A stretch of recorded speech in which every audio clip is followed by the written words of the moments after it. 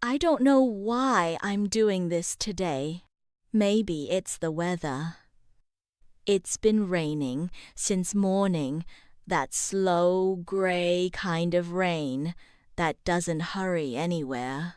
I made myself a cup of tea, sat down by the window, and I thought I should say this out loud before I can't.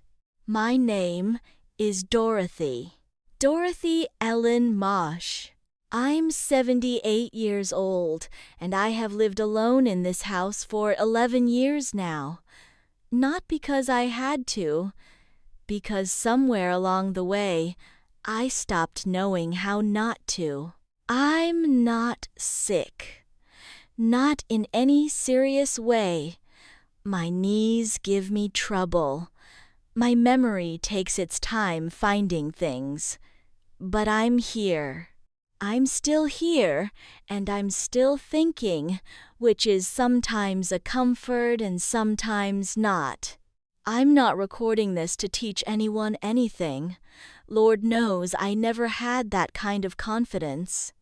I'm recording this because there are things I've carried quietly for a very long time, and I think I'd like to set them down somewhere before I go. The thing I want to talk about is men. Old men. Dating after 60. Whatever you want to call it. I want to talk about what I thought it would be, and what it actually was, and the long, strange distance between those two things. I was married for 23 years. His name was Gerald. Gerald Raymond Marsh.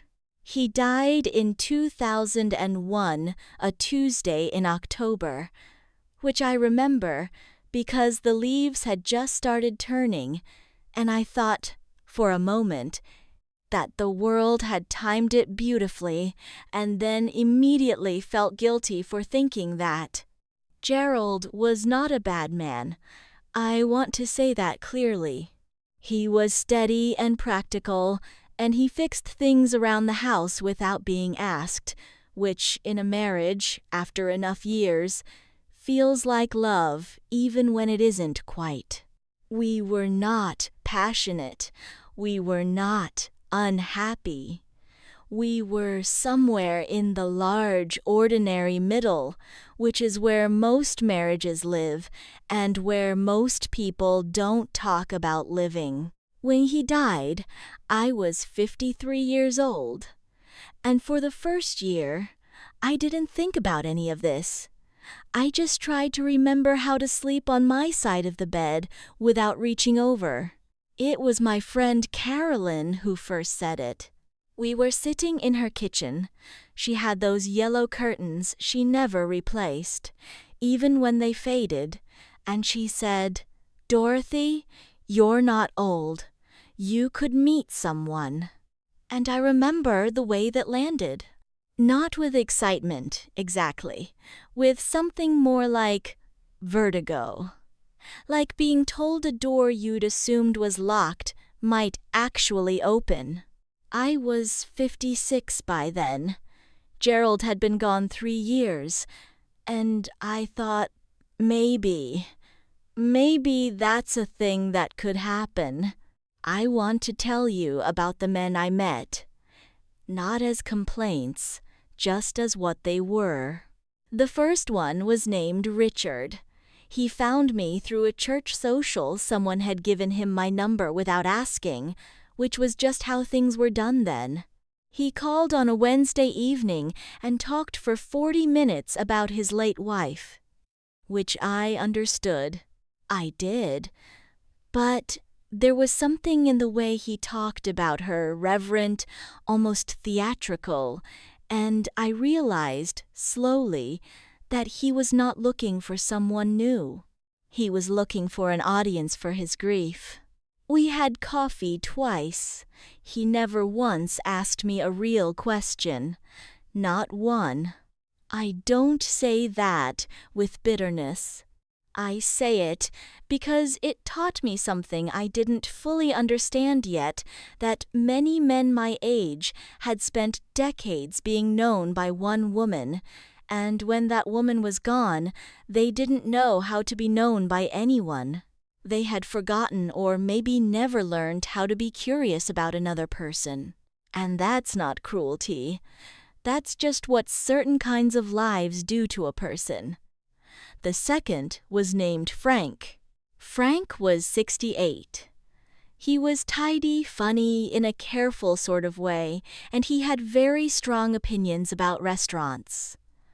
We went on 4 or 5 outings over about 2 months. He always paid, which he mentioned, and he always drove, which he also mentioned. The last time I saw him, we were walking through a park near his house, and he stopped in front of a bench and said, and I remember this so clearly, he said, I think we'd be comfortable together. Dorothy. Comfortable, not connected, not curious about each other. Comfortable. And I thought, is that what's on offer now? Is that what I'm supposed to reach for? I went home that night and sat with that word for a long time. Comfortable. Like a piece of furniture you keep because replacing it feels like too much trouble. I didn't see Frank again. There were others. A man named Douglas who wanted someone to travel with, but not to actually talk to while traveling. A man named Howard who was perfectly kind and perfectly distant in a way I could never quite locate or name. A man? I'll just call the one from the library, because I never knew him well enough for his name to matter, who left a note in a book I was returning and then never followed up when I tried to respond. Each one taught me something, but not what I thought it was teaching me at the time. At 60, I thought the problem was finding the right person. At 65, I thought the problem was knowing where to look. At 70, I started to think the problem might be something else entirely. There is something that happens to men who have been married a long time. Not all of them, but many, and I don't know if it has a name. I only know what it looked like from where I was standing. They came to the later part of their lives having been taken care of in ways they didn't always see. Meals made, calendars kept, emotions managed, birthdays remembered. The whole invisible architecture of a shared life built quietly by a woman who often didn't ask for acknowledgement and often didn't receive it. And then she was gone. Or they were divorced. Or it had fallen apart in some slower, quieter way. And there they were, alone and lonelier, I think, than they knew how to say. What they wanted, most of them, was not a partner in the full sense of that word. What they wanted was a restoration, a return to being taken care of. A woman who would fill the silence and manage the warmth and be there when they looked up from whatever they were doing. I am not angry at them for that. I just didn't understand it for a long time. I kept thinking, what is wrong with me? Why doesn't this feel like what I thought it would feel like? And the answer was not that something was wrong with me. The answer was that I was looking for something that most of them were not looking to give. I met a man named Thomas when I was 67. Thomas was 71, retired, and he had this quality, I still don't have the right word for it, of genuine attention. When I talked, he listened in a way that felt like he was actually receiving what I was saying, not just waiting for his turn. We had dinner, then another dinner, then a Sunday afternoon, walking around the botanical gardens, which sounds like something from a greeting card, but It was nice. It was genuinely, quietly nice. I remember stopping in front of a display of late-season roses. This was October, same month Gerald died, which I noticed and then let pass, and Thomas said, "What are you thinking about right now?" Not about the flowers, about what I was thinking. In that moment, I hadn't been asked that in years. I said something ordinary. I don't remember exactly what, but I remember the way he waited for the answer, patiently, like it mattered. Thomas and I saw each other for almost a year. A year of Sunday afternoons, of dinners that sometimes ran late, of phone calls where he'd read me something from a book he was in the middle of. Not because there was a point to make, just because he'd come across something and thought of me. It was, I think, the most quietly alive I'd felt in a very long time. And then his daughter got sick. Seriously sick. The kind where your whole life rearranges itself around the illness without asking your permission. He moved closer to her. He became a grandfather in the daily practical sense school pickups, appointments, the long ordinary labor of being needed. We spoke less. Then less than that. It wasn't a rupture. There was no argument, no clear ending. It was more like a tide going out. And one day I looked up and the water was simply somewhere else. He sent me a card at Christmas that year. A real card, handwritten. He said he hoped I was well. He said he still thought about our Sunday walks. I kept that card in the drawer by my bed for 2 years. I don't know if it's still there. I stopped looking for it somewhere along the way. After Thomas, I tried once more. A man named Arthur, a friend of a friend, very presentable, as they say. We had a nice enough time on the surface of things, but from the very first evening, I could feel it, this performance. Not dishonest exactly, just a kind of performance that people do when they're lonely and scared and trying very hard to seem like a good investment. I was doing it too, I think. Presenting the agreeable version of myself. Softer edges, quieter opinions, less of what I actually thought about things. And partway through our second dinner, I put down my fork, and I had this thought so clear, it almost startled me. I thought, I have been performing for strangers for years now. I have been making myself smaller to fit into the shape of what they might want. And I'm tired. I am genuinely, deeply tired. Not of Arthur. He was perfectly fine. Tired of the whole enterprise. Tired of the version of myself I became the moment someone might be watching. I drove home that night, and I sat in my car in the driveway for a while before going in. And I thought about the women I knew who were doing the same thing. My friends, some of them. My sister before she died. Women in their 60s and 70s and 80s, still adjusting themselves, still moderating, still hoping that if they just got the calibration right, something would finally hold. And I thought, when does that stop? When do we stop trying to be small enough to be wanted and start just being the size we actually are? I want to be careful here, because I'm not saying love isn't possible after 60. I'm not saying men are impossible or that it's pointless. I don't believe that. What I'm saying is more specific than that, more personal. I'm saying that I came into those years with ideas that weren't mine, ideas about what I was supposed to want, what I was supposed to settle for, what it would look like when it worked.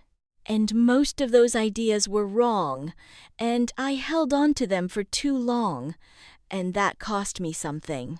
Not a man. That's not what it cost me. It cost me time. Time I could have spent differently, learning how to be alone without it feeling like failure. Learning how to be with myself, without Gerald. Without the idea of a replacement for Gerald. Without the whole scaffolding of what comes next. I think I was 69 before I understood that being alone and being lonely are not the same thing. That sounds simple. It isn't. Being alone is a fact about the number of people in a room. Being lonely is something else. It's the absence of being truly known. And the strange thing, the thing I didn't expect, is that you can be lonely in company. I was lonely in several of those dinners. Lonely performing for Arthur. Lonely listening to Richard talk about his wife. Lonely in the silence that follows when you realize you're not going to be seen. Not really. Not tonight. And you can be alone. Genuinely, physically alone, and not feel that particular ache. That took me a very long time to learn. And I think it might be the most important thing I could tell you. Except I'm not trying to tell you anything. I'm just saying what I found. The last time someone really pursued me, not politely, but genuinely, with what felt like real intention, I was 73. His name was Martin. I met him at a lecture series at the local library, the kind of thing I went to mostly because it gave the week a shape. He sat next to me, and afterward we stood outside for almost an hour in October cold, talking about a book I hadn't thought about in 30 years. He called the next day. He made plans. He showed up to those plans, which I mention only because by then it had become noteworthy when someone actually did. Martin was 75, and he was widowed, and he was, I think, one of the few men I'd met in those years who was genuinely interested in who I was, not what I represented, not a solution to his quiet house, not a restoration of something he'd had before. Me, Dorothy, whatever that was at 73. We spent 8 months together, and then I ended it. I've sat with that decision for 5 years now, and I still can't fully explain it. I know what the surface reason was. We wanted different things in a practical sense. He wanted to travel extensively, months at a time, and I had my house and my patterns and a life that fit the shape of me, and I couldn't see how to bend it. But underneath that, if I'm honest and I'm trying to be, today with whatever time I have left to be honest underneath that, I think I was afraid. Not of him specifically, of the whole weight of it. Of being known and then losing it again. Of building something and watching it end. I had already lost Gerald. I had already lost Thomas to distance. And somewhere in me, without ever quite deciding to, I had started protecting myself from another loss by not fully arriving in the first place. Martin was good to me, and I left anyway. I think about that sometimes. I don't torture myself with it. I'm not built for that kind of self-punishment, and I don't think it does anyone any good. But I think about it quietly. In the way you think about a road you didn't take, not with anguish, just with a kind of wondering. What would different have looked like? There is something particular about dating old men, And I say old men plainly, because that's what we were, all of us, older people, trying to find warmth in the later chapters. There is something particular about it that nobody warned me about. It's the accumulation. Every man I met after 60 was carrying 60 or 70 years of living, of habits and wounds and patterns so old they'd become invisible to the person carrying them. The way Gerald's silence used to fill a room, he never even noticed it. The way Richard's grief had become his identity, the way Arthur's performance had become his personality, so long in use he couldn't separate it from himself anymore. We were all, every single one of us, deeply shaped by things we couldn't easily see. Decades of marriage or divorce or solitude or disappointment or love had pressed us into forms, and those forms weren't always easy to share a life with. That's not condemnation. I had my own shapes, my own hardened places, my own distances I kept without announcing.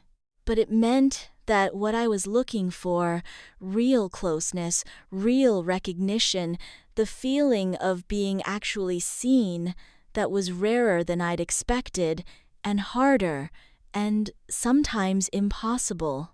Not because the men were unkind, because we were all, in various ways, protected, layered over with time.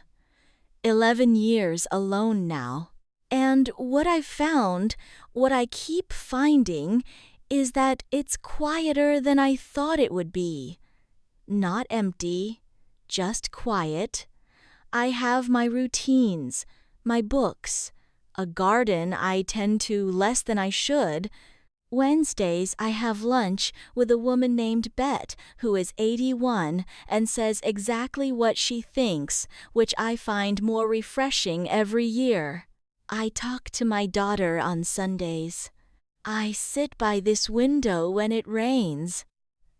I'm not going to tell you this is what I would have chosen. I don't know if it is. But I've stopped waiting for something else. Not with resignation, with something more like accuracy.